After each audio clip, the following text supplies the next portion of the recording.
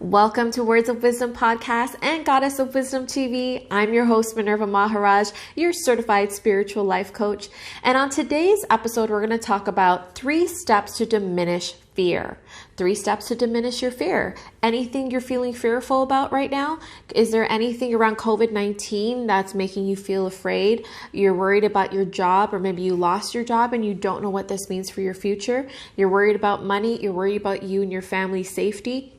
Whatever it is you're feeling now, or maybe something you've experienced before and you continue to experience around feeling fearful of what people may think about you, or being afraid of speaking your truth. Whatever that fear is, these 3 steps that I'm going to walk you through today will help diminish that fear in just 5 minutes. So I'm serious. If you're feeling like a 10, this will diminish your fear and even take you down to a 5 or 4 or even 2 if you want to. So have your pen and paper handy and let's get to it.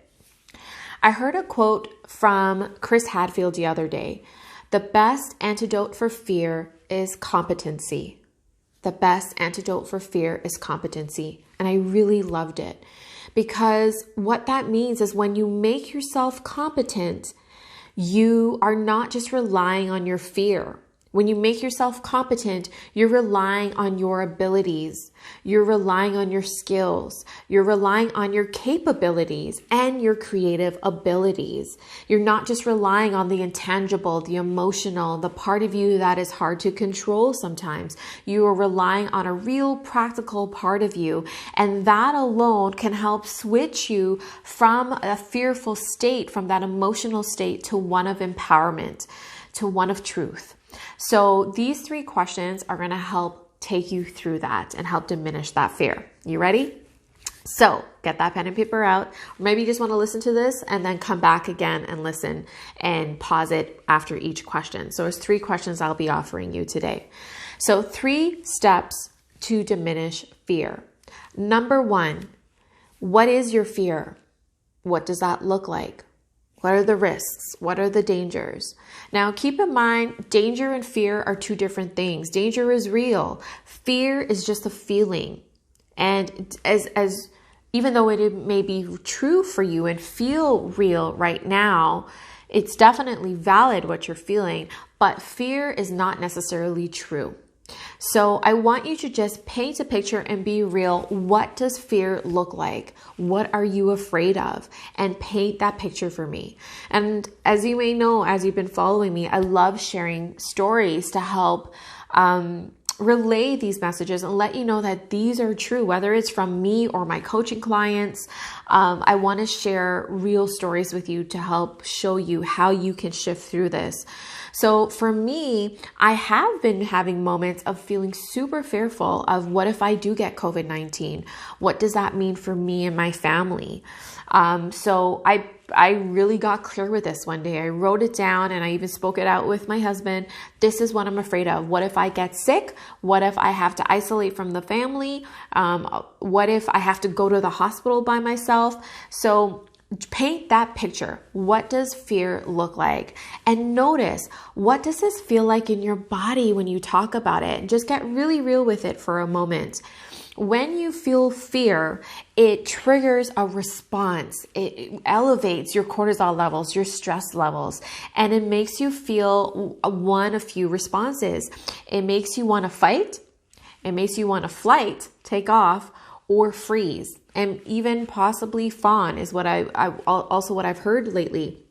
These are the responses that your body goes to when there's a threat. And notice what these thoughts do to your body physically and the response you get when you think about this fear. And just for this moment, just allow yourself to feel the fear.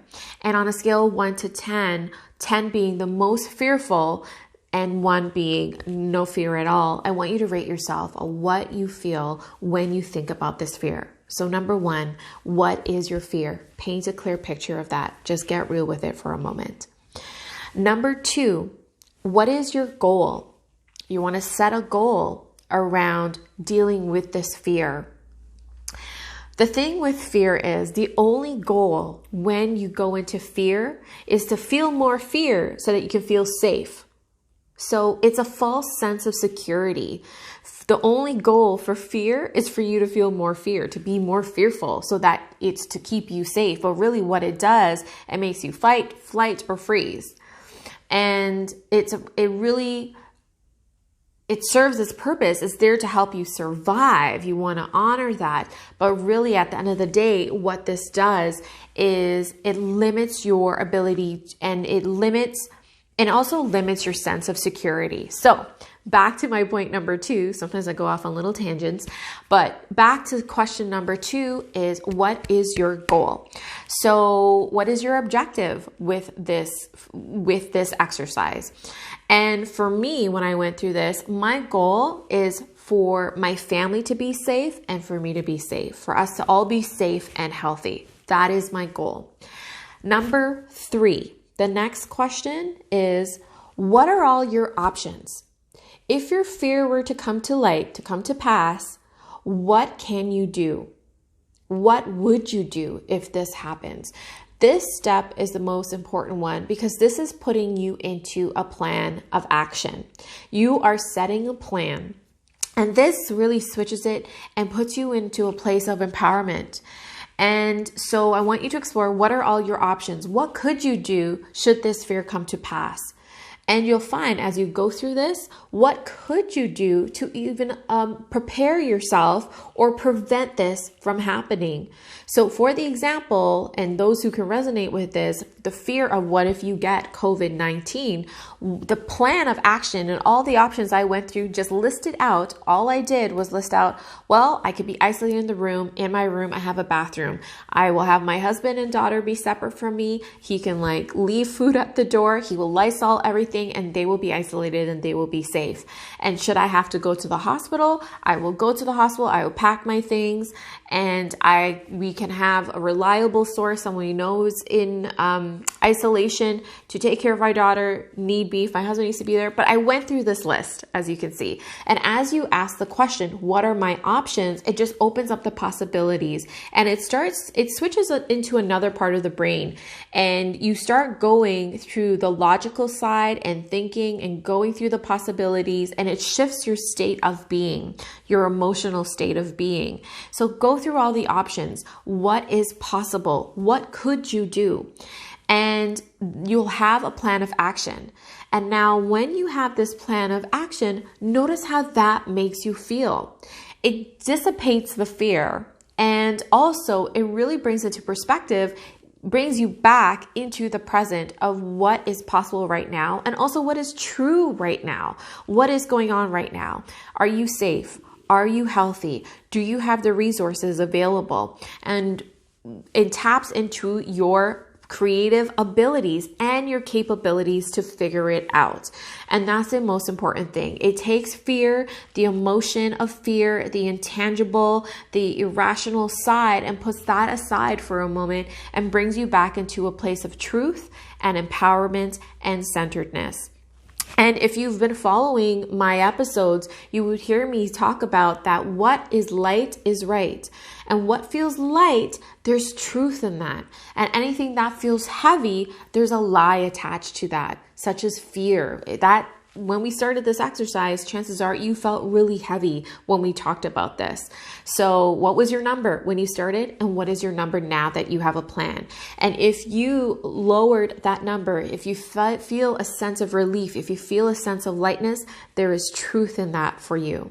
So I hope you found these 3 steps helpful. Again, go back, listen to the 3 questions, write down your answers on a piece of paper in your notebook, and let me know in the comments below how this worked for you. Did this diminish your fear? And how does it feel to create a plan of action? Because really what you're going to learn is that you have the capabilities, trust in yourself, and you are built to thrive. And should you go through any hard times, which you have before and you've gotten out of that, you can do that again. And there's nothing you can't handle. So I hope you found this helpful. Please leave a comment. Let me know what you think about this, and feel free to share. And don't forget to subscribe so you can get the latest episodes. Thank you so much for watching. Sending love and light to you.